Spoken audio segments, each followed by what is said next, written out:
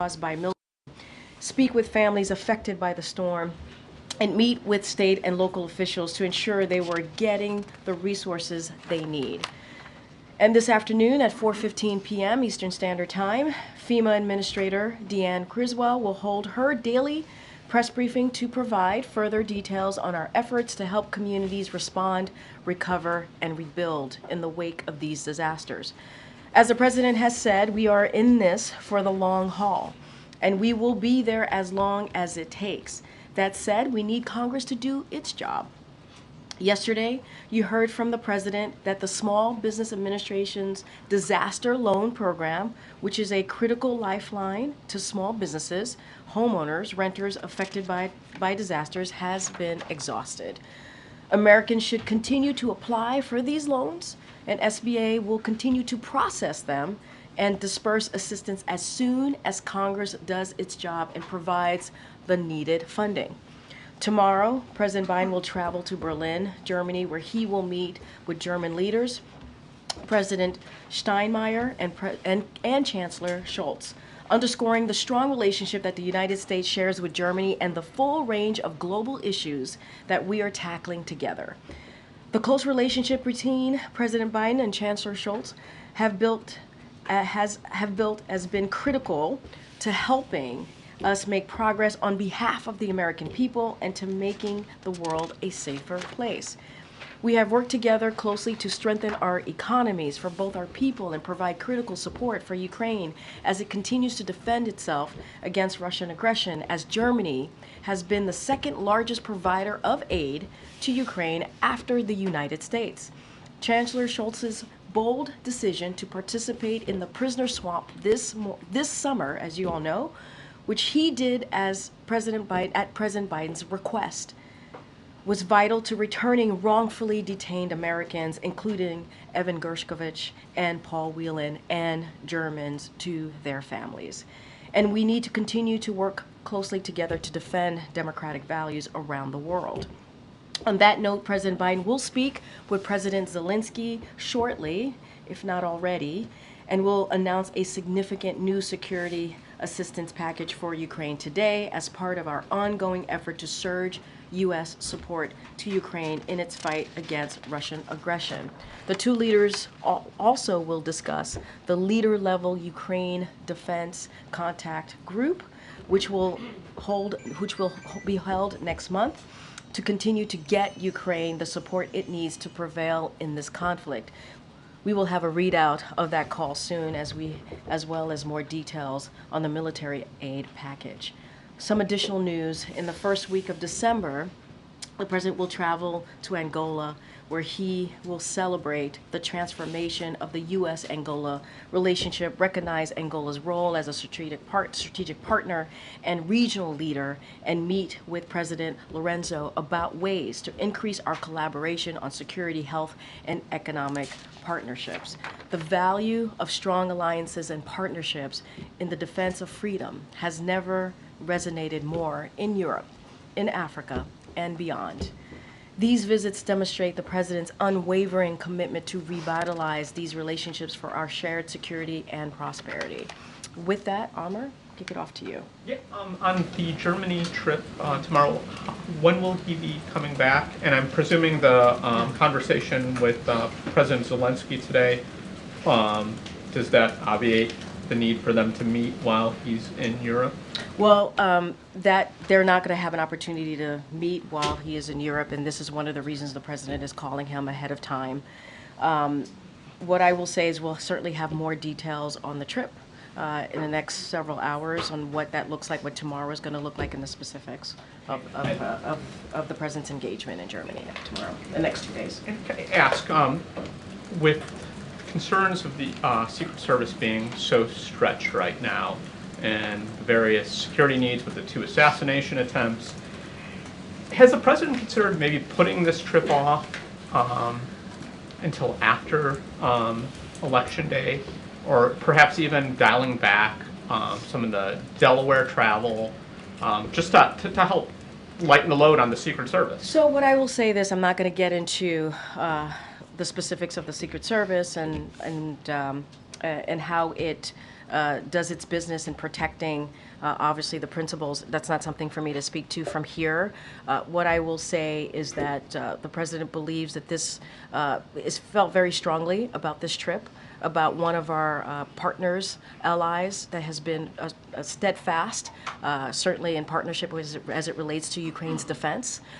And the president really wanted to make sure to go to Germany to thank Chancellor Scholz directly. And so that was one of the reasons to do that trip. I'm not going to get into specifics of Secret Service and how they move forward and how they go about protecting the principles. That's not something that I'm going to speak from here. Just one last one. Sure. President Biden yesterday spoke of Harris cutting her own path as president if she's elected.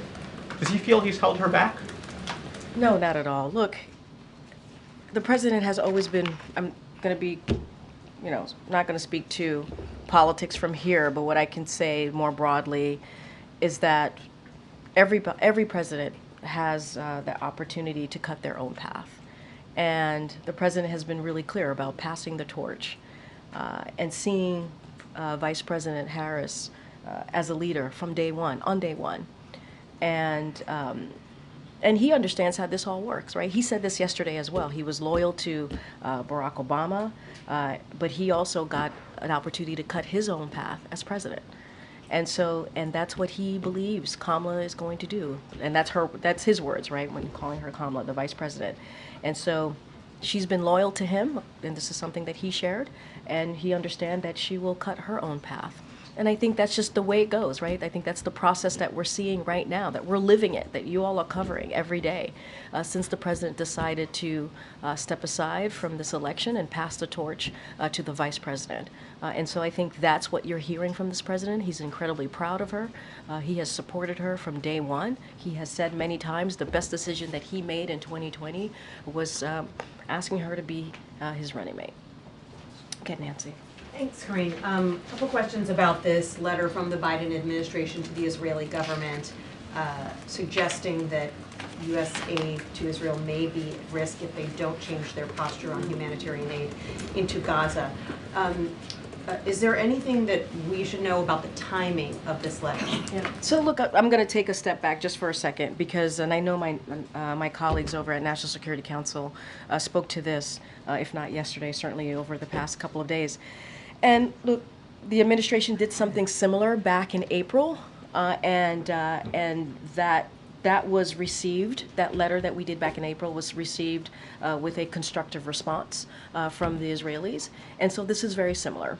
What we have seen, the trigger, the reason why we're doing this is we have seen a decrease in aid, in very important critical aid into Gaza, and so we sent out the letter from obviously the Department of Defense and also the State Department that went to both secretaries' counterparts, and so we're having those discussions. I would speak to them. I would speak to the DOD and State Department on their timing, but it is certainly connected to what we have seen, which is a decrease of humanitarian aid in Gaza, and so we wanted to address that with Israel. Have you gotten any response from the Israeli government to this letter or any sign that they are taking it seriously? So I don't have anything right now to preview or to announce or to lay out for you at this time. What I can say is the last time we did this back in April, we did see a constructive response, and so that's what we want to see this time around. Is the administration really willing to halt military aid to Israel if you don't see a significant improvement in humanitarian aid flowing to Gaza? I'm not going to get into hypotheticals from here. Like I said, we did it back in April. This sent a letter, very similar, a letter from both the State Department and the Department of Defense. We got a constructive response. That's what we're hoping to see. We wanted to address this. This is connected to a decrease of humanitarian assistance, aid that is very, very much needed in Gaza, as you all know. And so that's this is we've done this before, it's worked, and so we're doing this again. And so we want to see a constructive response. Just one follow-up there. Yeah. If the Israelis have 30 days to sort of make changes, a 30-day deadline, that's after the election. Doesn't that take some of the bite out of this ultimatum? I'm not gonna get into a timeline from here. I'm not gonna get into those types of specifics. I would refer you to the State Department and Department of Defense. I think what's important here is to not forget we've done this before. Back in April, we've seen a decrease of aid, and we certainly want to make sure that that is addressed. That is why the letter went out. That's why we're having those conversations with the Israelis, and so I'm going to leave it there. Yesterday, former President Trump seemed to leave open the possibility that he has in fact talked to Vladimir Putin since leaving office. What does the White House make of that? I'm not going to get into specifics about conversations with world leaders from here. I'm not going to get into those specifics from here at all. Does the White House have any evidence that could be true? I don't. I think I've answered this question before. We don't have anything to confirm that specific statement from the former president. I just don't have anything else to add. I guess Sure. domestically, President Obama seemed to indicate that he was worried some voters might be trying to make excuses for not voting for a woman. I've heard that myself from a lot of voters out on the campaign trail. I understand you can't talk about politics in the campaign, but have you seen moments, or do you believe that this has been a unique challenge for Vice President Harris in her role as Vice President? I mean, look, here's the thing. Here's what I can't say. Both this president and this vice president are very much proud of what they have been able to deliver for the Black community and many other communities. Historic results. Obviously, there's always more work to be done, and that's something that we say, whether it's about the economy, whether it's about healthcare, there's always more work to be done. But we're proud of what we have been able to see when we think about record wealth, including obviously record wealth, employment, small businesses. We've seen a boost in small business applications within the Black community and just more broadly, not just the Black community. And so we understand there's more work to be done. We're certainly going to continue to do that work, and that's what I can speak to. And that is something that I know both this president and the vice president are very proud of doing. Do you think she's had to overcome sexism as the first female vice president? Look, I'm not going to get into it from here. What I can say is that we are all very proud of what the vice president has been able to accomplish with this president as a critical partner over the past 4 years. And you don't just have to look at her career as almost 4 years, I should say, as vice president, but you look at her record as senator, as attorney general of California. I think she's had an impressive record, and and she's done that with everything, all the headwinds that come at her. She's been able to get that done. Okay. You were talking about just to go back to the Germany trip. Yeah. Is there any update on the Ramstein summit that was? Is it postponed? Is it canceled? Or I don't have an update for you on that. I'll be sure to check with the team, but I just don't have anything on that. Is the president expected to have any meetings with any other foreign leaders during the trip? We'll certainly have more to share. Obviously, a big part of this meeting, of this trip, travel that he's doing, is going to be around Ukraine, the continuing support of Ukrainians as they continue certainly to beat back Russia's aggression, and we've been very proud. The president's been very proud to do that and continue. And obviously, one of the reasons we're going to Germany, as I mentioned, which Chancellor Scholz as a partner in that. And so we'll have more to share, but just a little bit more broadly, I would state. I mentioned Russia's war in Ukraine, managing the crisis in the Middle East, maintaining stability in the Indo-Pacific region, strengthening the transatlantic alliance, illustrating that the relationship is both dynamic and also enduring. And so I think that's important to note. And the president, as I stated at the top, he wanted to make this trip. This is a trip that he wanted to do, to thank the chancellor for his support. And so that's what you're going to see from the two leaders, and we'll certainly have more to share. I will also state that at 4 o'clock, National Security Council will have a press call, so certainly you should join that. Just one more to follow up Yeah. on Amar's question on the president's comments about the vice president last night. Ron Klain told us in August that the White House could have done more to promote the vice president. He said, quote, "We were all united behind the idea she should be successful. We just didn't find the path to do it." Does the president agree?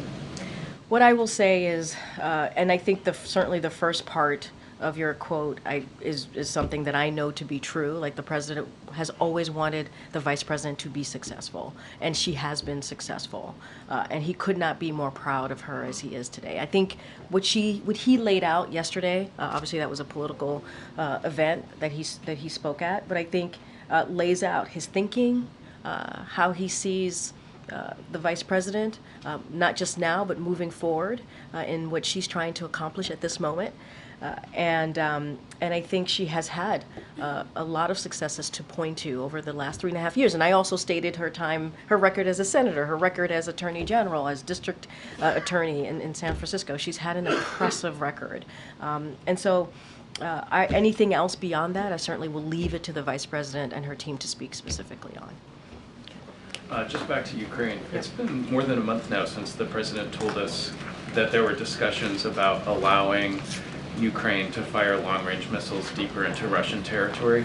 Is he heading into this conversation with Zelenskyy today and to this trip to Germany with a decision made on that? What I will say is, look, the United States policy on that has not changed. It has not changed. But I think what's important here is that we are committed. We continue to be committed to Ukraine, to the Ukrainians having everything that it needs, especially on the battleground as they're fighting against Russia's aggression. That is our commitment. That is what I just made an announcement, right, just moments ago about an assistance, how much more we're going to be providing as we understand what's needed on the ground, on the battlefield.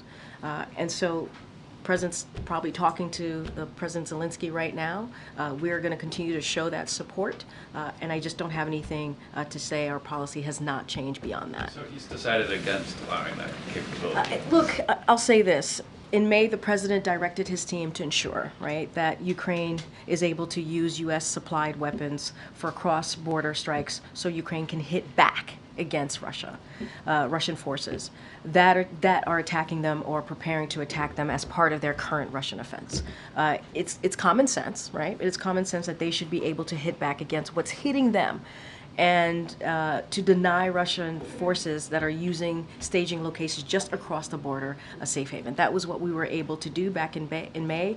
Our policy with respect to prohibiting the use of ATACMS or long-range strikes inside of Russia has not changed. That is not going to change. It has not changed at this moment. Don't have anything else to preview, but we will continue to have conversations with the Ukrainians, providing what they need on the battlefield. That is a commitment. We want to be there for the Ukrainians as they continue to beat back Russia's aggression. All right. And on the SBA funding, it sounded last week when the president was talking about this that he wanted Congress to come back early to pass more funding for the Small Business Administration, but he didn't mention that in his statement last night. Has he given up on? Well, what I will say, what he did mention in his statement last night is that Speaker Johnson has said and is committed and promised that he was going to fund not just that, but other disaster programs. And so he said that will be replenished by Congress. And so that's the commitment that he made. That's what we want to see. And we want to also make sure that people out there who need these particular resources, they continue to apply for loans, and the SBA is going to continue to process those applications. But Speaker Johnson made a commitment, and certainly we want to see that commitment follow through. Got it, Danny. Thanks, Karine. Back to the Middle East, the US, specifically the State Department, said yesterday that it was the US was opposed to the Israeli bombing of Beirut as it was being carried out at the moment. Hours after that, there were fresh Israeli airstrikes on southern Beirut. Again, what gives you any confidence that Prime Minister Netanyahu is listening to what Washington is asking him to do? So look, and you're right, we have told Israel directly that we oppose any Israeli campaign to certainly of near daily strikes in densely populated area in Beirut. You are correct. That is something that we have been very clear about. We also understand that what they're conducting, the operations that they're conducting to destroy Hezbollah infrastructure is targeted. And so we'll continue to have those conversations with the Israeli government. And that is something that we will continue to do. And we have been really clear. It is critical. It is critical that these operations be conducted in a way that does not threaten the lives of civilians. conversations that we will continue to have with the Israeli government. And let's not forget UN peacekeepers and also members of the Lebanese armed forces. And so we've been clear, we're going to continue to have those diplomatic discussions with Israelis. And in the White House's view, how did the yesterday's strikes, what category did they fall into? Acceptable or? Look, I'm not going to get into characterizing each of these strikes. It's not what I'm going to do from here. We've been very clear what we want to see. We've been very clear about that from here, as you stated, from the State Department and Department of Defense as well, and we will continue to have these discussions. Okay. Thank you so much, Karine. Does the White House have any indication or explanation on why the tension is escalating in the Korean Peninsula? And is the White House concerned about Say that last part? The Peninsula Korea, the tension growing over there? I mean, look, obviously, we're always going to have concerns, and we're always going to watch and monitor closely. Don't have anything specific to read out on the current situation there. We are going to always, as I said, monitor, watch closely, and certainly be in coordination with our South Korean allies. And so, look, we're going to also continue to urge the North Korea to reduce tensions and seize any actions that could increase the risk of conflict. And that is something that we've been pretty consistent here. A follow-up, and then I have one more, because there are reports that North Korea is sending soldiers to fight with Russia in Ukraine. Some are suggesting that there are around 3,000 to 7,000 soldiers already in few miles from the Ukrainian border. Does the White House have any response or concern about it? Look, we've always said we've been concerned when we've always asked about other countries providing aid or assistance to Russia. We've been very clear about that. This is why the president took it very seriously on making sure that NATO was stronger and bringing more than 50 countries together to make sure that Ukrainians had the support that they need. You just heard me speak about another assistance package that we are going to be speaking more about, delivering, and that is a conversation that President Biden is having with President Zelenskyy, and that is going to be a really important part of the conversation that the president has when he's in Germany. So we're going to continue to provide assistance, show our support for Ukraine, stand by the Ukrainians, and so that's going to be our focus in the next couple of days, and continued focus, obviously, since the past almost 2 years now. And just the last one, you are announcing international trips for the next few months. Is President Biden going to Brazil for the G20, and does the White House believe that Vladimir Putin should be arrested if he goes to Brazil for the G20? I don't have anything to share on either of those questions that you asked me. Okay, Jared. On the call with Zelenskyy, I know earlier today Zelenskyy made public parts of that victory plan. I assume he'd already shared it with President Biden, but one of those elements is an immediate invitation to NATO. Does the White House, the President, have a response to that proposal? Look, what I will say, and I've been very clear about this, look, we're going to let the Ukrainians speak to their victory plan. That's their plan. We'll let them speak to it. What we're going to continue to do is show our support for the Ukrainians on the battlefield as they continue to beat back Russia's aggression. I don't have anything else to share beyond that, but we'll let them speak to their plan directly. Okay. Excuse me. Thanks, Karine. Yesterday, President Biden talked about Trump's rally in which he stood up on the stage and listened to various musical tunes and said the former president has, quote, snapped and become unhinged. Can you elaborate what he's concerned about there? Does he have concerns that Trump lacks the mental fitness to be able to go back into the White House? I don't have anything to add. I think the president was very clear on what he felt and saw and was sharing with all of you. I don't think there's anything more to add. Does he have concerns about the former president's mental fitness? I don't have anything else to add. I think the president speaks loud and clear and directly for himself, and so I'd let his word stand. Okay. Senator Rick Scott and Senator Rubio have proposed $20 billion to replenish the disaster relief fund. Has the president seen that proposal? Would he sign it if it did pass? So look, as you know, when we tried to do originally the CR, we had a robust component in that CR to make sure that the disaster relief fund was replenished. That didn't go through. We were disappointed by that, obviously, and so what we want to see, I'm not going to put a number to it, that is something that's going to be worked out. What we want to see is Congress, when they come back, to actually do that, to actually replenish the disaster relief fund. It is important to do so.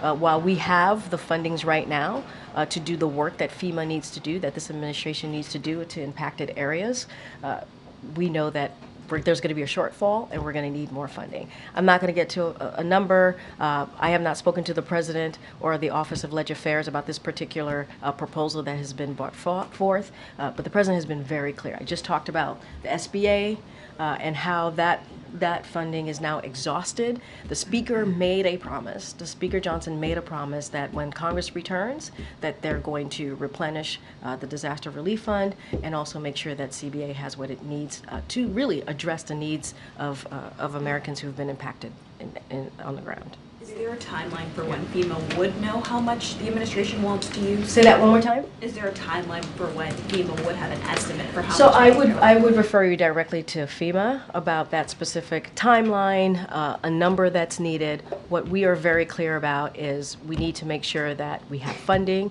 additional funding for the disaster relief fund. That's why we included it in the CR. As you know, it was a robust number. We wanted to see that get through. It did not get through. And we are seeing these storms coming through and what they're doing and how they're devastating areas. The President was able to survey, obviously, what occurred in Florida after Hurricane Milton.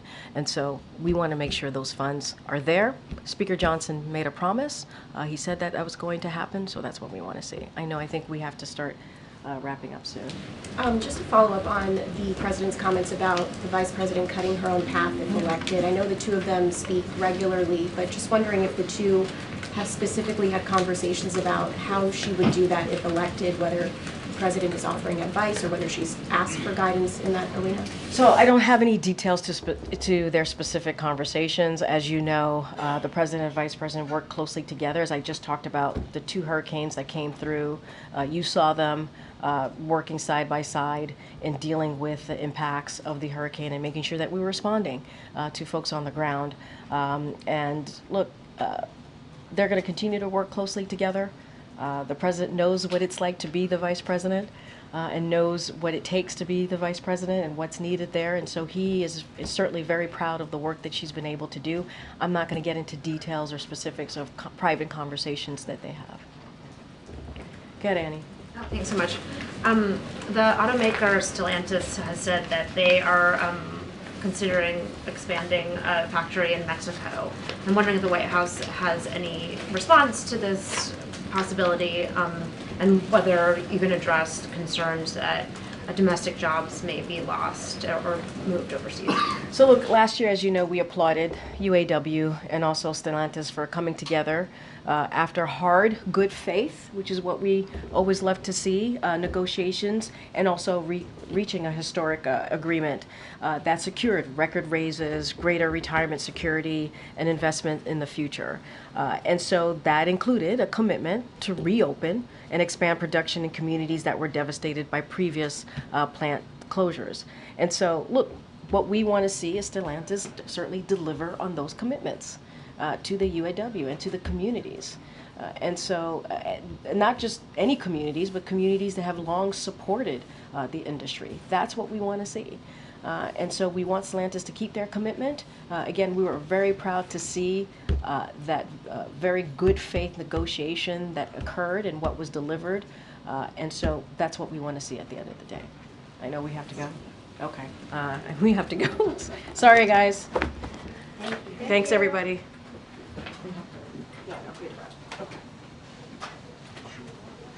I just got